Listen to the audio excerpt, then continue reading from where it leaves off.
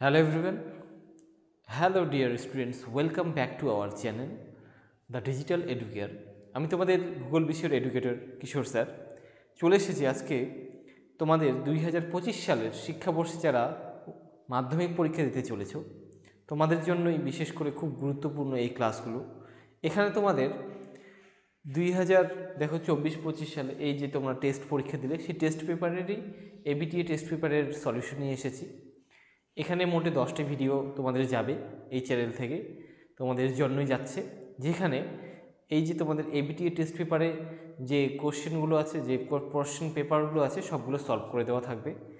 এখন কথা হচ্ছে, তোমরা অনেকে ভাববে যে এই প্রশ্ন উত্তরগুলো তো এমসিকিউগুলো সমাধান করে দেওয়া আছে।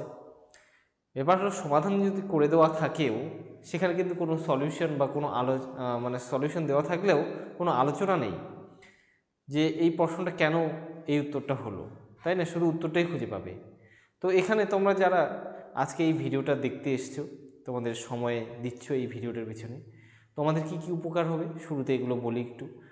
যে গোটা যেহেতু সিলেবাস থেকে, গোটা বই থেকে পরীক্ষা হয়েছে, তো এগুলো বিভিন্ন গুরুত্বপূর্ণ নামি দামি স্কুলেরই প্রশ্ন। তো সেই প্রশ্নগুলোর থেকে যে প্রশ্নগুলো হয়েছে, সেই প্রশ্নগুলোর থেকে কি করবে, যখন তো আমরা যখন এখান থেকে সলিউশন করব, তখন আমি কি সেই প্রশ্নটার পিছনে কারণটা, উত্তরটা হওয়ার তার ব্যাখ্যা একটু করে করে দেবো। তার জন্য তোমাদের হবে কি, যে রিভিশনটা তোমাদের কিন্তু প্রশ্ন উত্তর করার মাধ্যমে হয়ে যাবে, ঠিক আছে? এবং তোমরা নতুন নতুন প্রশ্নের উত্তরও জানতে পারবে, ঠিক আছে? আরও কিছু কিছু টিপস এবং ট্রিক্স আমি এখানে বলে দেবো, যেটা তোমরা ভিডিওটা দেখার সময় কিন্তু বুঝতে পারবে। সেই জন্য তোমাদের ভিডিওটাকে দেখতে হবে। আর আমাদের এই চ্যানেলের মাধ্যমেই তোমাদের জন্য কিন্তু যে অন্যান্য ক্লাসগুলো যে রয়েছে তোমাদের, অর্থাৎ অন্যান্য বিষয়গুলো, সেই অন্যান্য বিষয়েরও এভাবেই এবিটি এর সলিউশন কিন্তু আমাদের চ্যানেলে থাকবে, আসতে চলেছে। অবশ্যই সবগুলো ভিডিও দেখো। কারণ কি, তোমরা তোমাদের এই যে সময়টা মোবাইল নিয়ে যখন নষ্ট করো, সেই সময়টাকে যদি তোমরা এই পড়াশোনার কাজে লাগো, তোমরা যখন পড়তে পড়তে হাঁপিয়ে যাচ্ছ, তখন তোমরা যদি মোবাইলে দেখো, তার মাধ্যমে কিন্তু রিভিশন হয়ে যাবে, ঠিক আছে? সেই জন্য আমি বলবো সবাই এই সলিউশনগুলো অবশ্যই দেখে নাও, তোমাদের অনেক অনেক কাজে লাগবে এবং এবিটি টেস্ট পেপার সলভ তোমাদের কিন্তু হয়ে যাচ্ছে, ঠিক আছে?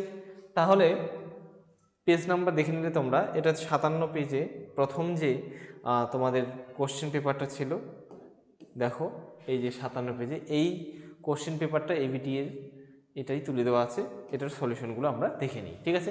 এরকম করে 3টে সেট আমরা এই প্রথম ভিডিওটার মাধ্যমে করে নেব, ঠিক আছে? তো প্রথমেই আছে কি, লবণযুক্ত শিলাস্তরের উপর নদীর প্রধান ক্ষয় প্রক্রিয়াটি হলো। লবণযুক্ত কথাটা আছে, লবণ, কোনো শিলাস্তরে যদি লবণ থাকে তাহলে সেখানে কোন ক্ষয় প্রক্রিয়া হবে। তো এখানে তোমাদের সুবিধার্থে বলে দেই যে যারা আমার ক্লাসের ভিডিওগুলো দেখেছিলে, সেখানে আমি এই নদীর ক্ষয়কাজের প্রক্রিয়াগুলোকে ভালোভাবে বুঝিয়ে দিয়েছিলাম। তো সেখানে দেখো, এখানে অপশনে দেওয়া আছে অবঘর্ষ, ঘর্ষণ ক্ষয়, দ্রবণ ক্ষয় এবং জলপ্রবাহ ক্ষয়। তো এই প্রত্যেকটা প্রক্রিয়া কিন্তু নদীর ক্ষয়কাজের মাধ্যমে, বা নদীর ক্ষয়কাজের যে প্রক্রিয়া, সেই ক্ষয় প্রক্রিয়া কিন্তু হয়ে থাকে। তাহলে এর মধ্যে কোনটা হবে? লবণ জলে গুলে যায়, তো লবণ যুক্ত শিলাস্তর থাকলে অবশ্যই দ্রবণ ক্ষয় হবে, ঠিক আছে? তারপরে প্রশ্ন দেখো, পৃথিবীর অ্যালবেডোর পরিমাণ কত? তো অ্যালবেডো কি? অ্যালবেডো হলো নিষ্ক্রিয় সৌর বিকিরণ, যেটা পৃথিবীর দিকে সূর্য থেকে ছুটে তো আসে, কিন্তু পৃথিবীতে বায়ুমণ্ডলকে উত্তপ্ত করার কোনো কাজেই লাগে না, সম্পূর্ণ অংশটাই প্রতিফলিত হয়ে যায়। এর পরিমাণ হলো কত? 34%। এটা মনে রাখবে। তাহলে এর বিপরীত যদি আসে কার্যকরী সৌর বিকিরণ কি, তাহলে কার্যকরী সৌর বিকিরণ হবে কত? 34। 100% থেকে 34% যদি বাদ দেওয়া যায়, তাহলে কত থাকে?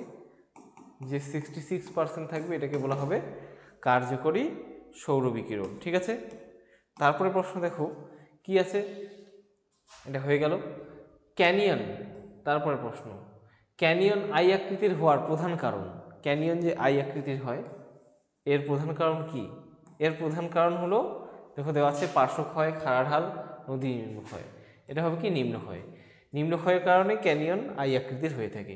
যদি পার্শ্বক্ষয় করতো তাহলে সেটা ভি আকৃতির হতো এবং সেটা কিসে পরিণত হতো? গিরিখাতে পরিণত হতো।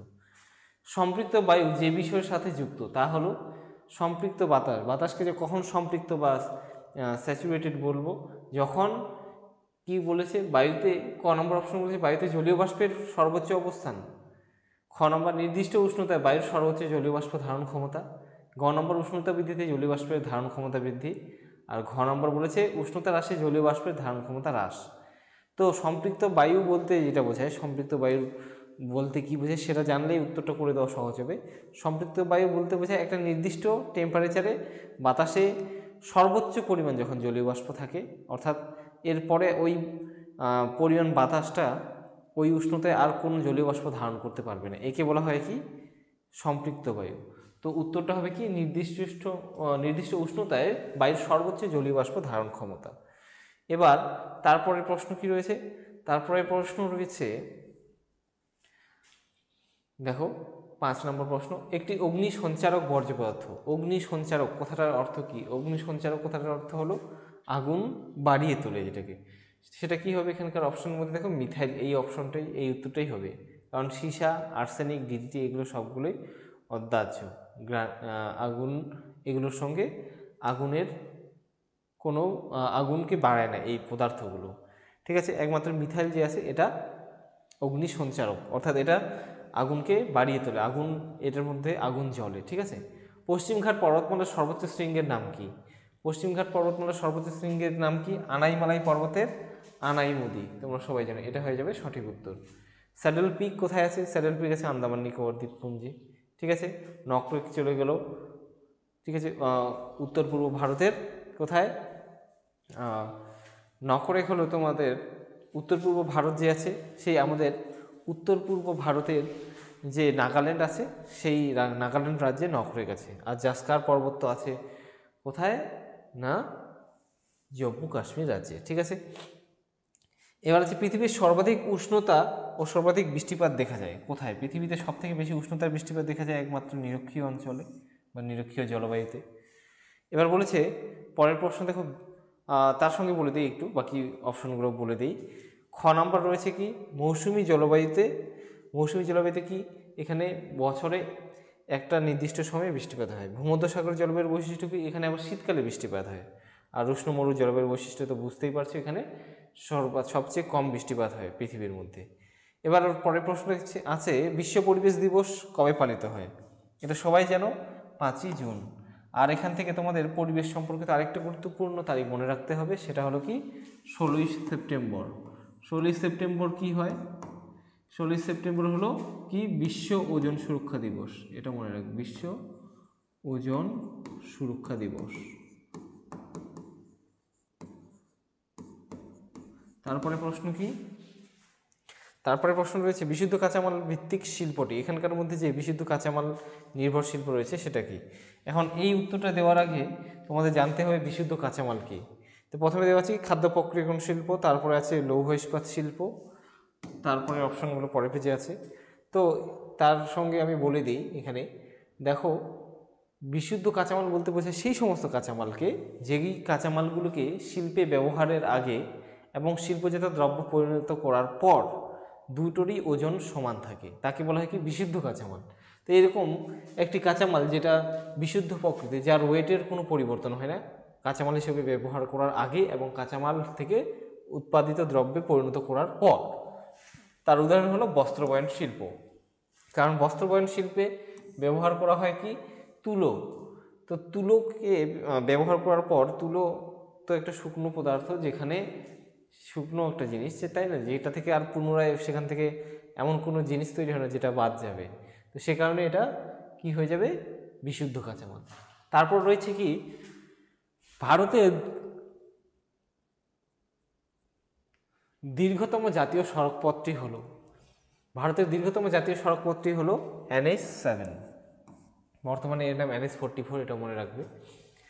তারপরে আছে ভারতের উচ্চতম জলপ্রপাত। ভারতের উচ্চতম জলপ্রপাত কি সবাই জানো, এটা কুঞ্চিকল জলপ্রপাত, যেটা কি কর্ণাটক যে রাজ্য আছে, কর্ণাটক রাজ্যের যে ভারাহি নদী আছে, সেই ভারাহি নদীতে অবস্থিত কুঞ্চিকল জলপ্রপাত হলো কি ভারতের উচ্চতম জলপ্রপাত। বল উইভিল, এরপরের প্রশ্ন, বল উইভিল পোকার আক্রমণ ঘটে কোথায়? বল উইভিল পোকার আক্রমণ ঘটে কার্পাস গাছে, খুব ইম্পর্টেন্ট, মনে রাখবে এই যে পোকারা এটা কার্পাস গাছের ক্ষতি করে। তারপরে আছে কি মৌসুমি বিস্ফোরণের ফলে যে ঋতুর সূচনা হয়, বুঝতে পারছি মৌসুমি জলবায়ুর বা মৌসুমি বায়ুর প্রভাবে ভারতে বৃষ্টিপাত হয়। তো মৌসুমি বিস্ফোরণটা হয় কোথায়? পশ্চিমঘাট পর্বতের পশ্চিম ঢালে যখন মৌসুমি বায়ু প্রথম এসে পৌঁছায়। তো তারপরে কোন ঋতু শুরু হবে? বর্ষাকাল শুরু হবে, খুব স্বাভাবিক, সহজ প্রশ্ন ছিল। তারপর প্রশ্ন রয়েছে ভূবৈচিত্র্যসূচক মানচিত্রের প্রকাশক সংস্থাটি, ভারতে যে ভূবৈচিত্র্যসূচক মানচিত্র আছে সেটা প্রকাশ করে কি? সার্ভে অফ ইন্ডিয়া, যেটাকে সংক্ষেপে কি বলা হয়? SOI, সার্ভে অফ ইন্ডিয়া, মনে রাখবে, এগুলো ইম্পর্টেন্ট। তারপরে নাসা, ন্যাটমো, এগুলো তো আমাদের দেশে নেই। তারপরে রয়েছে শুদ্ধ অশুদ্ধ। নীল নদের বদ্বীপ পাখির পায়ের আঙুলের মতো বলেছে, এটা ভুল উত্তর, এটা অশুদ্ধ হবে। নীল নদের বদ্বীপ কীরকম দেখতে? নীল নদের বদ্বীপ হলো তীক্ষ্ণাগ্র বদ্বীপ। ভারতের সর্বোচ্চ মালভূমি ডেকান ট্র্যাপ, এটাও অশুদ্ধ। ভারতের সর্বোচ্চ মালভূমির নাম কি? লাদাখ, ঠিক আছে। তারপর স্ক্র্যাবার পদ্ধতিতে বায়ুর ধোঁয়া বর্জ্য নিষ্কাশন করা হয়, এটা সঠিক উত্তর একদম। স্ক্রাবার পদ্ধতিতেই বায়ুর ধোঁয়া এবং বর্জ্য নিষ্কাশন করা হয়। স্ক্রাবার কয় প্রকার হয়? স্ক্রাবার আবার দুই প্রকার হয়, একটা হলো আর্দ্র স্ক্রাবার, যেটাতে অর্থাৎ যেই স্ক্রাবার যন্ত্রে জল থাকে, আর এটা হলো শুষ্ক স্ক্রাবার, ঠিক আছে, যেটাতে জল থাকে না, যেরকম গাড়ির BS6, যে BS6 মডেলের যে গাড়িগুলো আছে তাতেও এই শুষ্ক স্ক্রাবার লাগানো আছে। তারপরে আছে কি? টর্নেডো একটি নিয়ত বায়ু প্রবাহ। তো টর্নেডো কখনোই নিয়ত বায়ু প্রবাহ নয়, টর্নেডো হলো একটি ঝড়, যেটা হলো আকস্মিক বায়ু প্রবাহ। ঝড় মানে আকস্মিক বায়ু প্রবাহ, ঠিক আছে, মনে থাকবে। তোমরা অবশ্যই বায়ু প্রবাহের লিস্ট পড়ে নেবে, স্থানীয় বায়ু প্রবাহ, নিয়ত বায়ু প্রবাহ, এবং যে সাইক্লোন বা ঘূর্ণিঝড়গুলো আছে কোথায় কী নামে পরিচিত, খুব ইম্পর্টেন্ট, ঠিক আছে। সবাইকে বলছি লিখে রাখো, নোট ডাউন করে রাখো। পিঙ্ক সিটি বলা হয় জয়পুরকে, সেটা সঠিক উত্তর। আর আমি কিছু কিছু জিনিস বলে দেবো যেগুলো তোমরা নোট ডাউন করবে, সবগুলো বলে দেওয়া সম্ভব হবে না, কারণ 3টে সেট আমাদের কমপ্লিট করতে হবে, নাহলে ভিডিওটা খুব বেশি লং হয়ে যাবে। ডিমের ঝুড়ি ভূমিরূপটি গঠিত হয় নদীর সঞ্চয় কাজের ফলে। নদীর সঞ্চয় কাজের ফলে কি ডিমের ঝুড়ি গঠিত হয়? অর্থাৎ এখানে কিসের কথা বলা হচ্ছে? ড্রামলিন। ড্রামলিন কিসের কাজে গঠিত হয়? হিমবাহের সঞ্চয় কাজের ফলে। তাহলে এখানে বলেছে নদীর কাজের কথা বলেছে, তাই না? হিমবাহের সঞ্চয় কাজে তৈরি হয় ড্রামলিন বা ডিম ভর্তি ঝুড়ি। তো সেক্ষেত্রে এটা ভুল উত্তর হয়ে যাচ্ছে। বাতাসে ভাসমান অতি সূক্ষ্ম কঠিন বস্তু কোনাকে অ্যারোসল বলে, একদম সঠিক উত্তর, ঠিক আছে, অ্যারোসল বলা হয়। পরের প্রশ্ন দেখো, শর্ট যে শূন্যস্থান রয়েছে সেগুলো। ভারতের হিমালয় একটি দেশ পর্বত। হিমালয় একটি কী পর্বত হবে? এটা হয়ে যাবে নবীন ভঙ্গিল, 1 নম্বর হয়ে যাবে নবীন ভঙ্গিল পর্বত, ঠিক আছে। তারপরের প্রশ্ন দেখো, তারপরের প্রশ্ন কি রয়েছে? যে ফ্লাই অ্যাশের প্রধান উৎসের নাম হলো ড্যাশ। ফ্লাই অ্যাশের প্রধান উৎস কি?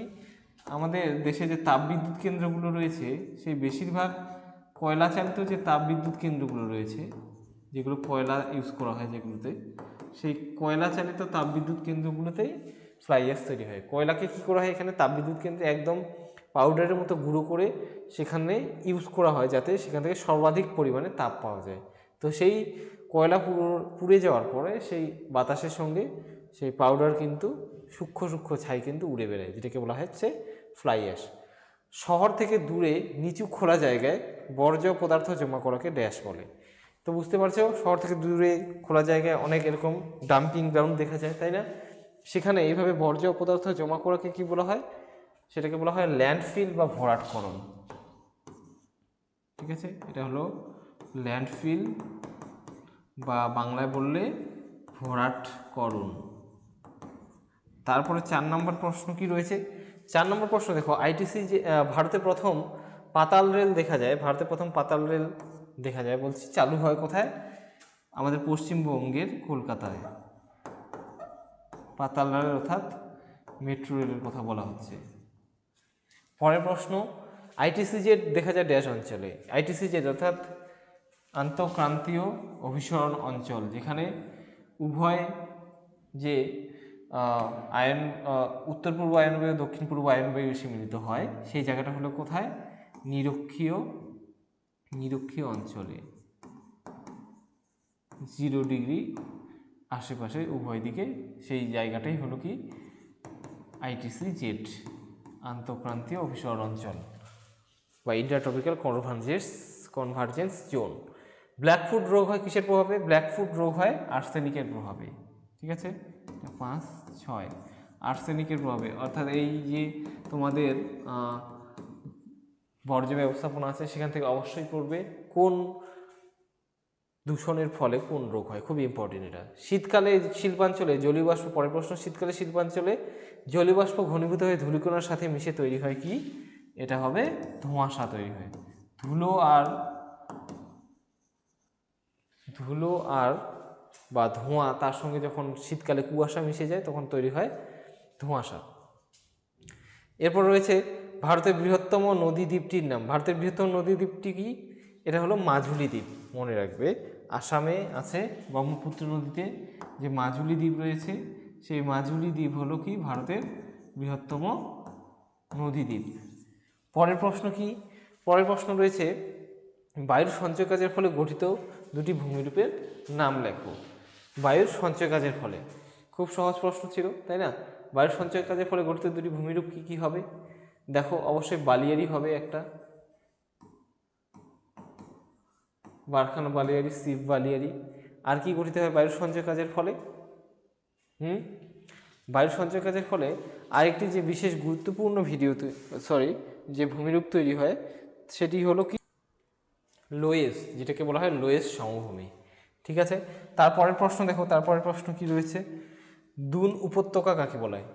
দুন উপত্যকা হলো কি, যে হিমালয় পর্বত যে আছে সেই হিমালয় পর্বতের যে সর্বশেষ বা সর্বদক্ষিণে যে বিভাগটি রয়েছে সেটার নাম কি? প্রস্থ বরাবর শ্রেণী বিভাগ করলে আমরা পাই শিবালিক পর্বত। সেই শিবালিক পর্বত এবং তার উত্তরে, শিবালিকের উত্তরে কি রয়েছে? শিবালিক পর্বতমালার উত্তরে রয়েছে হিমালয়, তাই না? হিমাচল। এই হিমালয় থেকে যে নদীগুলো নেমে এসেছে, সেই নেমে আসা নদীগুলো এখান থেকে ক্ষয়জাত পদার্থ এই শিবালিক আর হিমাচলের মাঝে যে স্থানটা রয়েছে সেখানে সঞ্চয় কাজ করিয়েছে। এর ফলে এখানে যে উপত্যকাটা তৈরি হয়েছে একে বলা হচ্ছে কি দুন উপত্যকা। এর উদাহরণ হলো দেরাদুন, চৌখাম্বা, পাটলি। ঠিক আছে, এগুলো হচ্ছে কি কয়েকটি বিখ্যাত দুন উপত্যকা। ভারতের মহাকাশ গবেষণা সংস্থার নাম কি? ভারতে যে সংস্থা রয়েছে যেটা মহাকাশ সম্পর্কে গবেষণা করে সেটা হলো ISRO, Indian space research organisation, ISRO. সবাইকে জানা উচিত, আশা করি সবাই জানো, তবুও লিখে দিচ্ছি, রিসার্চ অর্গানাইজেশন।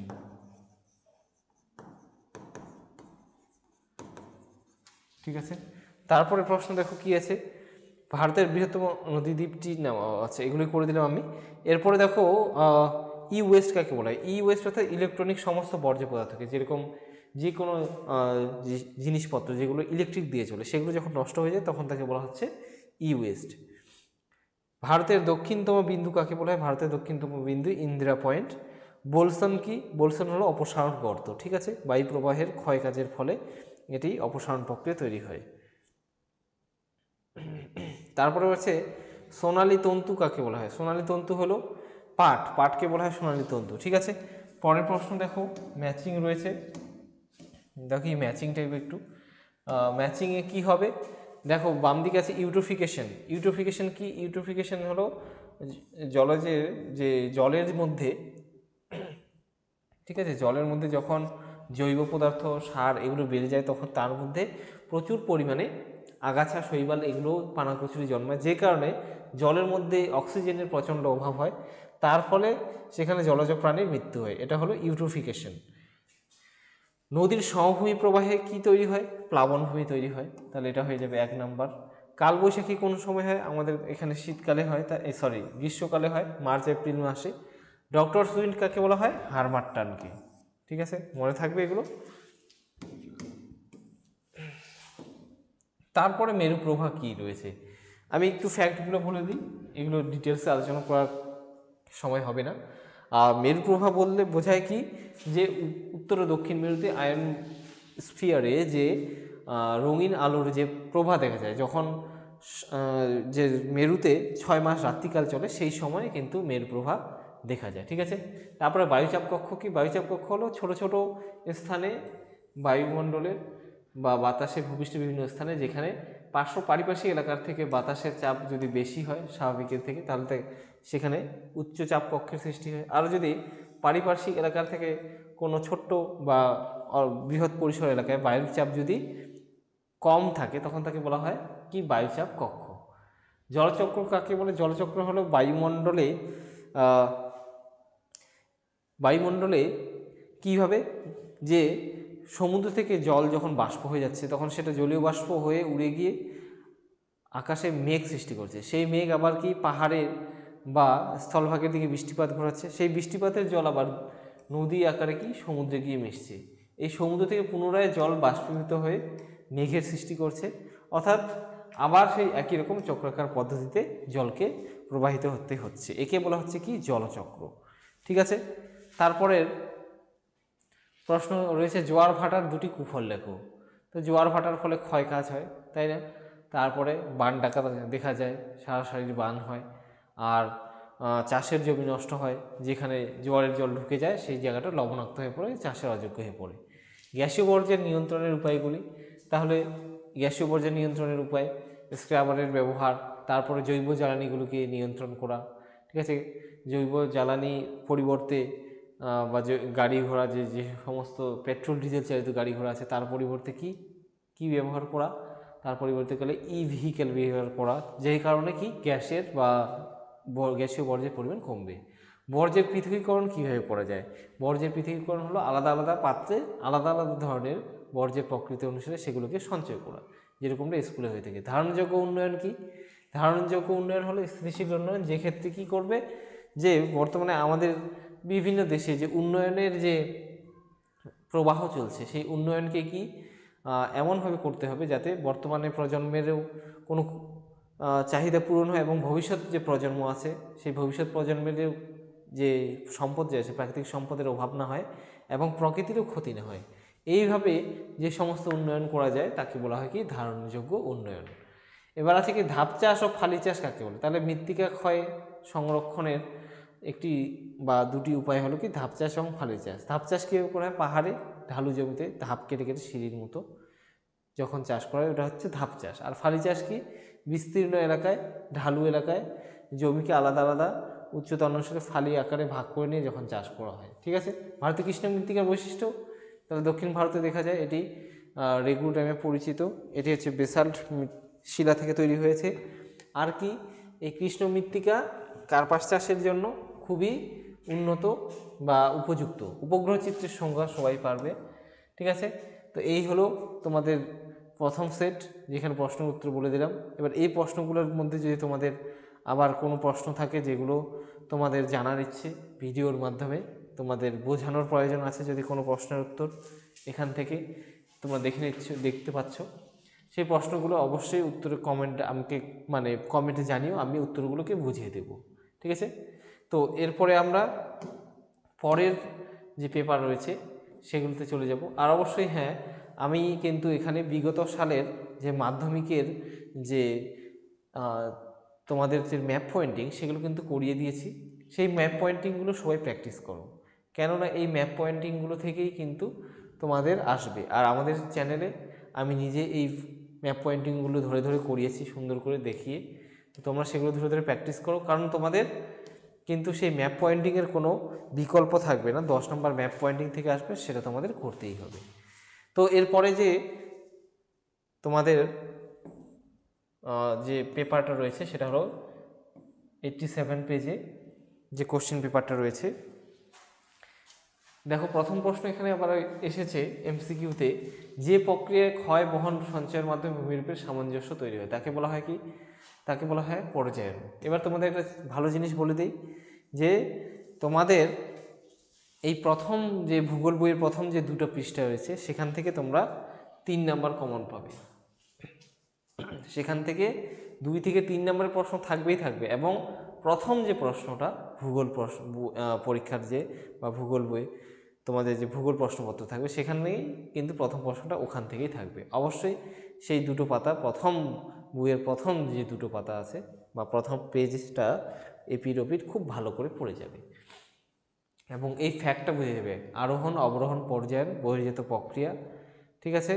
তারপর ধারণ অববাহিকা এবং জলচক্র, এই জিনিসগুলো খুব ভালো করে পড়ে যাও, বুঝে যাও। নদীর গতিবেগ দ্বিগুণ যদি বেড়ে যায় তাহলে তার বহন ক্ষমতা কি আগের থেকে 2⁶, অর্থাৎ 64 গুণ, কিন্তু 64 গুণ বৃদ্ধি পায় আগের থেকে। তারপরে প্রশ্ন দেখো, ওজোন গহ্বর অস্তিত্ব প্রথম ধরা পড়ে কোথায়? বলেছে এটার উত্তর হবে অ্যান্টার্কটিকায়, হ্যালিবে অঞ্চলে, ঠিক আছে। বায়ুপ্রবাহের গতিবেগ মাপার একক কি? তো এখানে যতগুলো একক দেওয়া আছে তার মধ্যে নট এককে মাপা হয়। শতাংশ এককে কী মাপা হয় কমেন্টে জানাও। মিলিবার এককে কী মাপা হয়? বায়ুর চাপ, ঠিক আছে। তারপর চাঁদ, সূর্য, পৃথিবী একই সরলরেখায় যে অবস্থান করে তাকে কি অবস্থান বলা হয়? এই অবস্থানটিকে বলা হয় সিজিগি অবস্থান। গ্র্যান্ড ব্যাংক স্থানটি বিখ্যাত কিসের জন্য? গ্র্যান্ড ব্যাংক এটা মগ্নচূড়ার জন্য বিখ্যাত, প্রশান্ত উত্তর পূর্ব আটলান্টিক মহাসাগরে আছে। জীবাণু দ্বারা বর্জ্যের যে বিয়োজন হয় তাকে বলা হয় কি? একে বলা হয় কম্পোস্টিং, সার। তারপরে পশ্চিম ঘাটের থলঘাট গিরিপথটি কোথায় অবস্থিত? এটি অবস্থিত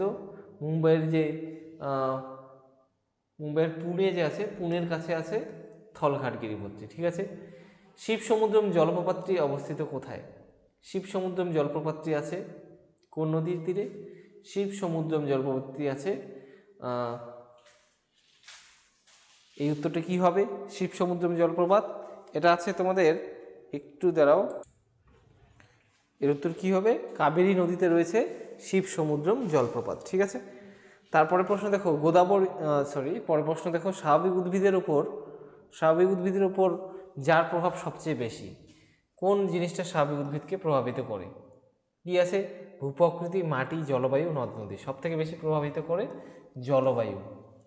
তারপরে আছে সম্পূর্ণ গ্রীষ্মকালীন ফসল, যেটা পুরোপুরি গ্রীষ্মকালেই হয়, সেটা কি ফসল? সেটা হলো জায়িদ ফসল। আর রবি ফসল তো শীতকালে হয়, খারিফ ফসল বর্ষাকালে হয়। আধুনিক শিল্পদানব বলা হয় কাকে? পেট্রোরসায়ন শিল্পকে, কারণ যতদিন যাচ্ছে এর আয়তন বৃদ্ধি পাচ্ছে এবং এই যখন পেট্রোরসায়ন শিল্প কোথাও গড়ে ওঠে তাকে কেন্দ্র করে তার চারিপাশে নানান ধরনের শিল্প গড়ে ওঠে, একটা বিশাল শিল্পাঞ্চলে পরিণত হয়। এই কারণেই 2011 সালের আদমশুমারি অনুসারে ভারতের মহানগরের সংখ্যা কয়টা ছিল? 53টা। তারপর কৃত্রিম উপগ্রহের কক্ষপথের অবস্থানকে কি বলা হয়? প্ল্যাটফর্ম বলা হয়। যে কক্ষপথে কৃত্রিম উপগ্রহ রাখা হয় তাকে বলা হয় প্ল্যাটফর্ম, যেরকম ট্রেন আসে প্ল্যাটফর্মে এরকমই। তারপরে প্রশ্ন দেখো, ইউনেস্কো সুন্দরবনকে বিশ্ব হেরিটেজ সাইট বা ওয়ার্ল্ড হেরিটেজ সাইট হিসেবে ঘোষণা করেছে, ঠিক আছে। ওয়ার্ল্ড হেরিটেজ সাইট হিসেবে ঘোষণা করেছে, এটা সালটা দেওয়া আছে 1989 সাল। তো এটা সঠিক কি ভুল? ঠিক আছে, যে ইউনেস্কো যে আছে, ইউনেস্কো 1987-এ, এখানে একটু ভুল দেওয়া আছে, 1987-এ কী হবে? সুন্দরবনকে বিশ্ব ওয়ার্ল্ড হেরিটেজ সাইট হিসেবে ঘোষণা করে, ঠিক আছে। এরপরে দেখো, ভারতের একমাত্র রাজস্থান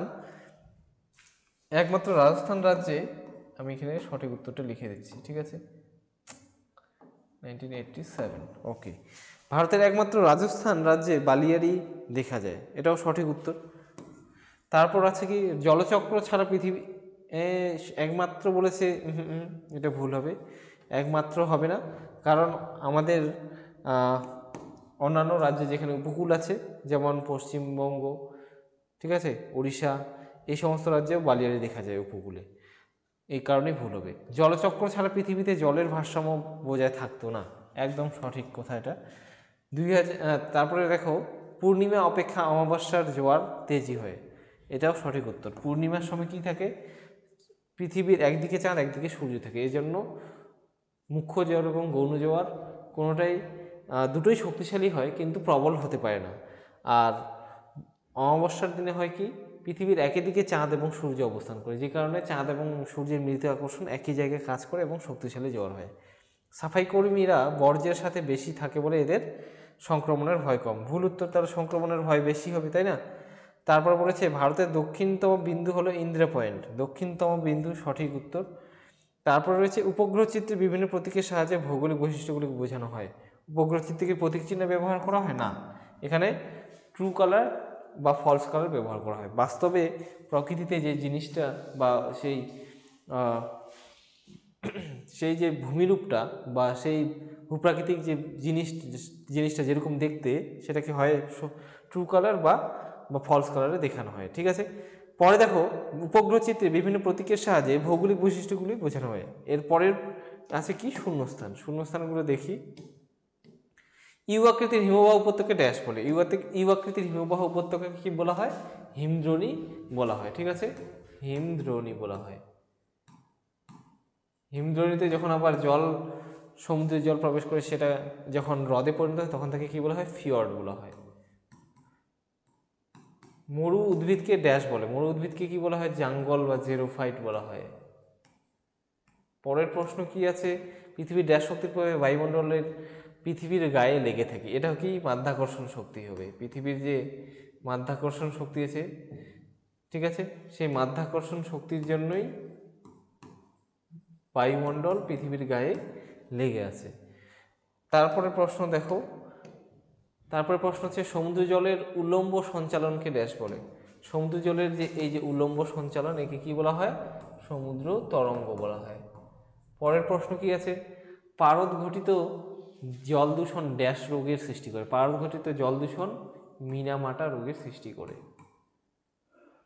নেক্সট প্রশ্ন কি আছে? বিন্ধ্য এবং সাতপুরা পর্বতের মাঝে রয়েছে ড্যাশ উপত্যকা। এর উত্তর হবে কি?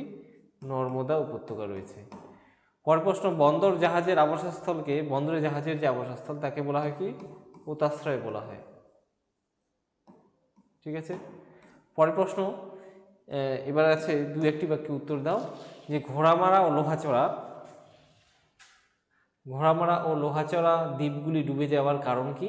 কারণ হলো বিশ্ব উষ্ণায়ন। তারপরে প্রশ্ন রয়েছে পর্বতের কোন ঢালে শরৎকালে বৃষ্টিপাত হয়? এটা হবে কি? পর্বতের প্রতিবাদ ঢালে, যেদিক থেকে জলীয় বাষ্প নিয়ে জল পর্বতের দিকে যাচ্ছে, যেখানে বাধা পাচ্ছে, সেই প্রতিবাদ ঢালেই কিন্তু, সেই প্রতিবাদ ঢালে, ঠিক আছে, প্রতিবাদ ঢালে যে বৃষ্টিপাতটা হয় একে বলা হয় শৈলক্ষেপ বৃষ্টি। তাহলে প্রতিবাদ ঢালে বৃষ্টিপাত হয়। এই ঢালটা প্রতিবাদ ঢাল, আর এই ঢালটা হলো অনুবাদ ঢাল। অনুবাদ ঢালে কি তৈরি হয়? অনুবাদ ঢালে তৈরি হয় বৃষ্টি ছায়া অঞ্চল। পরের প্রশ্ন দেখো, সাধারণত কোন ঋতুতে বান ডাকে? সাধারণত বর্ষাকালে বান ডাকে। তারপরে রয়েছে বর্ষা ঋতুতে। তারপরে সার্কের পুরো কথাটা কি? South Asian association for regional cooperation, মনে রাখবে। কুমায়ুন হিমালয়ের হিমবাহ সৃষ্ট হ্রদগুলিকে কি বলা হয়? সেখানে বলা হয় এই হ্রদগুলিকে তাল বলা হয়। কর্ণাটকে আম্রবৃষ্টি কি নামে পরিচিত? চেরি ব্লুজম নামে পরিচিত। চেরি ব্লুজম নামে পরিচিত। তারপরে পরের প্রশ্ন কি আছে? যে এটা গেল 7 নম্বর প্রশ্ন, কোন সড়ক পথের মাধ্যমে দিল্লি, মুম্বাই, কলকাতা, চেন্নাইকে যুক্ত করা হয়েছে? এটা সবাই জানে, সোনালী চতুর্ভুজ। তারপরে ভারতের জরিপ সংস্থা এর প্রধান কার্যালয় কোথায় আছে? এটা দেরাদুনে আছে। উত্তরাখণ্ডের রাজধানী দেরাদুনে আছে। তোমরা কমেন্টে অবশ্যই জানাও দেরাদুনে আর কি কি রয়েছে, খুব ইম্পর্টেন্ট দেরাদুন। কলেরু, এটা কি হবে? কৃষ্ণা এবং গোদাবরী নদী যে আছে এর মাঝে আছে কি? কলেরু নদী। উত্তর পূর্ব ভারত কিসের সঙ্গে যুক্ত? এখানকার মধ্যে যে হবে এটা ঝুম চাষ উত্তর পূর্ব ভারতে দেখা যায়। 4 নাম্বার। কোয়েম্বাটুর কি? দক্ষিণ ভারতের ম্যানচেস্টার। মোবাইল ফোন কি? আধুনিক যোগাযোগ ব্যবস্থার একটি মাধ্যম বা ব্যবস্থা। লোয়েস কি? লোয়েস হচ্ছে কি? যখন বায়ুর ক্ষয়কাজের মাধ্যমে শিথিল সূক্ষ্ম পলিরাশির দূরবর্তী স্থানে উড়ে গিয়ে সঞ্চিত হয়ে যে সমভূমি গঠিত করে তাকে বলা হয় লোয়েস সমভূমি। ঠিক আছে, বৈপরীত্য উষ্ণতা কি? বৈপরীত্য উষ্ণতা আসছে বায়ুমণ্ডল থেকে। তো এক্ষেত্রে কি নর্মালি আমরা জানি কি ট্রপোস্ফিয়ারের উচ্চতা যত ভূপৃষ্ঠ থেকে যত উচ্চতা বাড়বে, সেই উচ্চতা বাড়ার সঙ্গে সঙ্গে উষ্ণতা কি হয়? উষ্ণতা ড্রপ হয়। অর্থাৎ যত উচ্চতা বাড়বে, হাইট যত বাড়বে, বায়ুমণ্ডলের উষ্ণতা তত কমতে থাকবে। ঠিক আছে, এই কমার হার কত? প্রতি 1 কিমি বা 1000 মিটারে কত পরিমাণে বায়ুর উষ্ণতা কমে? 6.4 ডিগ্রি সি। এটা কোথায়? এটা হলো ট্রপোস্ফিয়ারে। বায়ুমণ্ডলের যে সর্বনিম্ন স্তর ট্রপোস্ফিয়ার রয়েছে সেখানে প্রতি 1000 মিটার বা 1 কিলোমিটারে 6.4 ডিগ্রি সেলসিয়াস হারে বায়ুর উষ্ণতা কী হয়? হ্রাস পায়। এই যে উষ্ণতা যে হ্রাস পায় 6.4 ডিগ্রি সেলসিয়াস হারে, একে বলা হয় উষ্ণতা হ্রাসের গড় বা normal lapse rate of temperature বলা হয়। তো এই normal lapse rate of temperature সবসময় কিন্তু কাজ করে না, ঠিক আছে। মাঝে মাঝে হয় কি, এর বিপরীত ঘটনাও ঘটতে দেখা যায়, যে উচ্চতা বাড়ার সঙ্গে উষ্ণতা বৃদ্ধি না পেয়ে উষ্ণতা হ্রাস না পেয়ে বৃদ্ধি পাচ্ছে। এই যে ঘটনাটা, এটাকে বলা হয় কি, বৈপরীত্য উষ্ণতা, ইনভার্সন অফ টেম্পারেচার। এটা কোথায় হয়? যখন কোনো উপত্যকা অঞ্চল, পার্বত্য উপত্যকা থাকে, সেখানে বায়ুমণ্ডলের উষ্ণতার এই বিপরীতটা দেখা যায়। কারণটা হলো কি, যে বায়ুমণ্ডলের নিচের যে স্তর, সেই নিচের স্তরের দিনের বেলা সূর্যের তাপে উত্তপ্ত হয়ে যায় ভূপৃষ্ঠ সংলগ্ন স্তরটা, সেটা ঠান্ডা না হয়ে গরম হয়ে যাওয়ার জন্য হালকা হয়ে উপরে উঠে যায়। কিন্তু পার্বত্য অঞ্চলে যেহেতু পর্বতের উপরে হিমবাহ থাকে, সে কারণে পার্বত্য উপত্যকার ঊর্ধ্বাংশ থেকে শীতল বাতাস কি করে, শীতল বাতাস সেই উপত্যকার উপর থেকে নিচে নেমে এসে সেই স্থানটাকে দখল করে, ঠিক আছে, এবং সেখানে বৈপরীত্য উষ্ণতার সৃষ্টি করে। এর পরের প্রশ্ন দেখো, 1 মিনিট একটু ঠিক করে নিই আমি।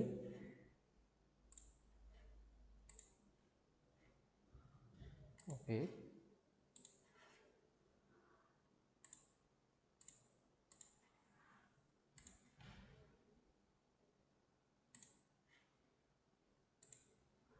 ঠিক আছে। পরের প্রশ্ন হলো, নেক্সট প্রশ্ন কোথায় থেকে পড়লাম আমরা? আচ্ছা, আমরা এখানে পড়ছিলাম, ঠিক আছে। লোয়েস পড়লাম, তারপরে বৈপরীত্য উষ্ণতা পড়লাম। এবার ডোলড্রাম বলতে কি বোঝায়? ডোলড্রাম বলতে বোঝায় নিরক্ষীয় শান্ত বলয় বা ডোলড্রাম, ঠিক আছে, যেখানে বাতাসে কোনো পার্শ্ব প্রবাহ থাকে না, সারা বছর বাতাস বায়ুমণ্ডলে কি ঊর্ধ্বমুখে, নিচ থেকে ঊর্ধ্বমুখীভাবে প্রবাহিত হয়, কোনো পার্শ্ব প্রবাহ থাকে না, একে বলা হয় ডোলড্রাম বা শান্ত বলয়। শৈবাল সাগর, ঠিক আছে, শৈবাল সাগর কি, যেখানে উষ্ণ স্রোত ও শীতল স্রোত মিলিত হয়, সেখানে বিস্তীর্ণ এলাকা জুড়ে যে সমুদ্র জলরাশির যে ধীর যে চলন বা ঘূর্ণন দেখা যায়, তাকে বলা হচ্ছে শৈবাল সাগর, ঠিক আছে। এই প্রশ্নগুলো আবারও বলছি, যেগুলো তোমাদের বুঝতে অসুবিধা আছে, ভিডিও লং হয়ে যাচ্ছে, সেজন্য আমি এই প্রশ্নগুলোকে আজকে স্কিপ করছি। নেক্সটে এই যে 2 নম্বর 3 নম্বর প্রশ্নগুলো আছে এবং 5 নম্বরের প্রশ্নগুলো, আমি গুরুত্বপূর্ণ প্রশ্নগুলো আলোচনা করে দেব, ঠিক আছে। আবারও বলছি, মানচিত্রের জন্য এখানে আমার ক্লাসের ভিডিও দেওয়া আছে, যেখানে বিগত সালের কোশ্চেনের উত্তর দেওয়া আছে, এবং আমি সাজেশনের ম্যাপ ভিডিও নিয়ে আসছি শীঘ্রই, সেই ম্যাপ ভিডিওগুলো দেখে দেখে প্র্যাকটিস করবে, ঠিক আছে। এবার পরের প্রশ্ন, এখানে পরের সেটের প্রশ্ন যে আছে 130 পাতায়, সেখানে দেখো, মাশরুম রক ভূমিরূপটি কি? এটা হলো কি, গৌড়, বায়ুর ক্ষয়কাজের ফলে গঠিত হয়। গ্র্যান্ড ক্যানিয়ন রয়েছে যে নদীতে, সেটা হলো কি, কলোরাডো নদীতে। সম্পৃক্ত বায়ুর আপেক্ষিক আর্দ্রতা কত? 100%। ক্যারিবিয়ান সাগরে ঘূর্ণিঝড় কী নামে পরিচিত? ক্যারিবিয়ান সাগরে ঘূর্ণিঝড়, এর উত্তর পরের পাতা রয়েছে, হ্যারিকেন নামে পরিচিত, ঠিক আছে। পরের প্রশ্ন দেখো কি আছে, চাঁদ পৃথিবীকে একবার প্রদক্ষিণ করতে সময় নেয় কতটা? 27+1/3 দিন। চাঁদ পৃথিবীকে একবার সম্পূর্ণ প্রদক্ষিণ করতে 27+1/3 দিন বা 27 দিন 8 ঘন্টা সময় নেয়, ঠিক আছে। পরের প্রশ্ন, সমুদ্র তরঙ্গ হলো কি? সমুদ্র জলের উলম্ব আলোড়ন। প্রবাহ দিলে কিন্তু ভুল হয়ে যাবে, উলম্ব প্রবাহ হবে না, হবে কি, উলম্ব আলোড়ন। ওঠানামা করে কিন্তু একই জায়গায় থাকে। জীবাণু দ্বারা বর্জ্যের বিয়োজন, এটাকে কি বলা হচ্ছে? একটু আগের সেটাই দেখলাম আমরা, কম্পোস্টিং বলা হয়। ভারতের নবগঠিত রাজ্যটির নাম কি? তেলেঙ্গানা রাজ্য। সবাই জানো। ভারতের বৃহত্তম কোয়াল হলো কি? ভেম্বানাথ কোয়াল। সুন্দরী গাছ জন্মায় কোথায়? সুন্দরী গাছ জন্মায় ম্যানগ্রোভ অরণ্যে। তারপরে ভারতের ম্যানচেস্টার বলা হয়, সবাই জানো, আহমেদাবাদকে। ভারতের গম উৎপাদনের প্রথম স্থান অধিকারী রাজ্য হলো কি? পাঞ্জাব, গম উৎপাদনের প্রথম, ঠিক আছে। ভারতের সিলিকন ভ্যালি অবস্থিত কোথায়? বেঙ্গালুরুতে। টপোগ্রাফিক্যাল শব্দটির অর্থ কি? এটা হলো যে ভূমিরূপের গঠন।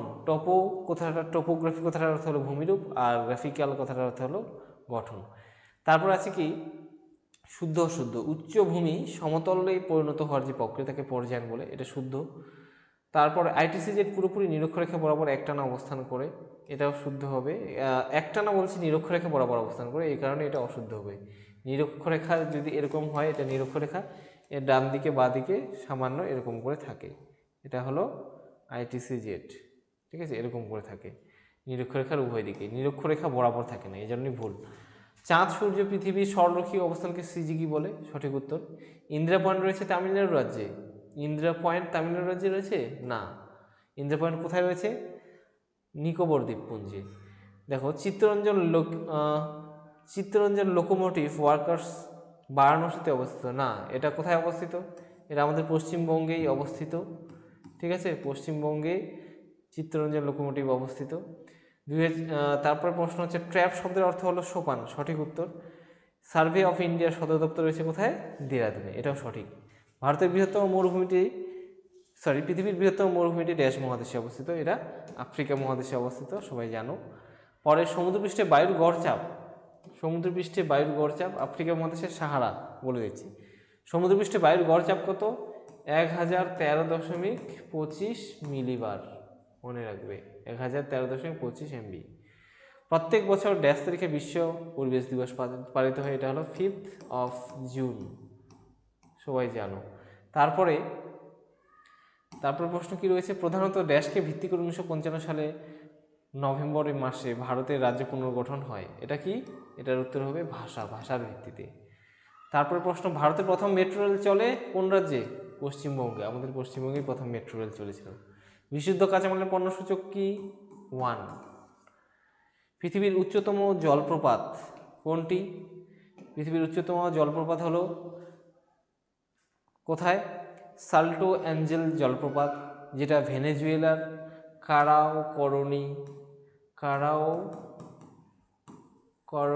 নদীতে অবস্থিত। সাল্টো অ্যাঞ্জেল জলপ্রপাত বিশ্বের উচ্চতম জলপ্রপাত। ঠিক আছে, পরের প্রশ্ন, হাইট এর অর্থ কি? হাইট এর অর্থ হচ্ছে বৃষ্টিপাত। ঠিক আছে, আইসো হাইট মানে সমাবর্ষণ রেখা। তারপরে একটি স্থানে দিনে কতবার জোয়ার ভাটা হয়? একটি স্থানে দিনে 2বার জোয়ার আর 2বার ভাটা হয়। ঠিক আছে, মোটে 4বার হয়। বর্জ্য পদার্থ কাকে বলে? বর্জ্য পদার্থ হলে যে কোনো সমস্ত পদার্থ যেগুলো মানুষের ব্যবহার রাখছে না, সেগুলোই বর্জ্য পদার্থ। তারপর আসামে কালবৈশাখীর নাম কি? আসামে যে কালবৈশাখী হয় তার নাম হলো বরদইছিলা।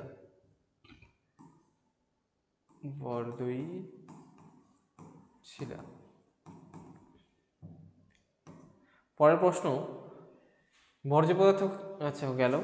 ভারতের প্রবেশদ্বার বলা হয় কোন বন্দরকে? এটা কি হবে? সবাই জানে মুম্বাই বন্দরকে। উত্তর পূর্ব ভারতের প্রবেশদ্বার কাকে বলা হয়? শিলিগুড়িকে। আরাবল্লী পর্বতের সর্বোচ্চ শৃঙ্গের নাম কি? এটা কি হবে উত্তর? ধূপগড়। বেঞ্চমার্ক বলতে কি বোঝায়? আচ্ছা, ভূবৈচিত্র্য সূচক মানচিত্রে কোনো একটি স্থানের একটি নির্দিষ্ট স্থানের উচ্চতাকে বা সেই লোকেশনের যে উচ্চতা তাকে বোঝানোর জন্য এখানে একটা বেঞ্চমার্ক থাকে, যেটা এরকম ত্রিভুজ দেওয়া থাকে আর তার সঙ্গে এখানে একটা সেই মানটা দেওয়া থাকে। ঠিক আছে, এরকম, এটা হলো বেঞ্চমার্ক। ডান দিক বাদিকগুলো দেখে নিই ফটাফট। ডান দিক বাদিকে প্রথমেই রয়েছে কি? ইসরো কি হবে? ইসরো হবে ভারতের রকেট উৎক্ষেপণ কেন্দ্র, সবাই জানে, একটু আগে করলাম আমরা। কান্ডালা শুল্কমুক্ত বন্দর একটা। 3 নাম্বার, সৌলক্ষ বৃষ্টিপাত কোথায় হয়?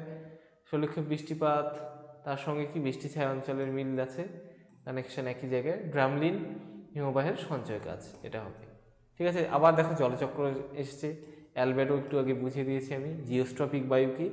জিওস্ট্রপিক বায়ু হচ্ছে যে জেট বায়ু আছে, জেট বায়ুর যে যখন দীর্ঘ তরঙ্গ দৈর্ঘ্য যখন বৃদ্ধি পায়, বেশি আকারে সর্পিল আকারে পথে চলাচল করে, তখন তাকে বলা হয় জিওস্ট্রপিক বায়ু, জেট বায়ুর আরেকটা নাম।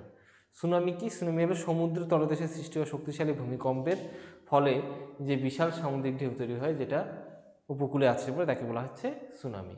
বর্জ্যের পুনর্ব্যবহার, ঠিক আছে, এগুলো সোজা প্রশ্ন, এগুলো তোমরা একটু পড়ে নাও, রিভাইজ করে নাও। আর নেক্সটে যে গুরুত্বপূর্ণ সাজেশন ভিত্তিক যে প্রশ্নগুলো আছে সেগুলো আমি এখানে ভিডিও আকারে আবার আলোচনা সহ উত্তরও নিয়ে আসতে চলেছি, ঠিক আছে? তো যারা এতক্ষণ পর্যন্ত ভিডিওটা দেখলে তাদেরকে অসংখ্য ধন্যবাদ। নেক্সটে যে আমার পরবর্তী যে এবিটি এর যে কমপ্লিট সেশন হবে, অর্থাৎ যেখানে আরও একটা ভিডিওতে থাকবে, সেখানে আবার 3টে সেট থাকবে, অবশ্যই দেখতে হবে, তোমাদের পরীক্ষায় খুবই কাজে আসবে এবং এখানে তোমাদের রিভিশন হয়ে যাচ্ছে, আরেকবার বলছি। তো যারা শেষ অবধি দেখবে ভিডিওটা তাদেরকে অসংখ্য অসংখ্য ধন্যবাদ। আজকে এই পর্যায়ে থাকলো। সবাই খুব ভালো পরীক্ষা দিও, সবাই খুব ভালোভাবে প্রিপারেশন নাও, ঠিক আছে? All the best.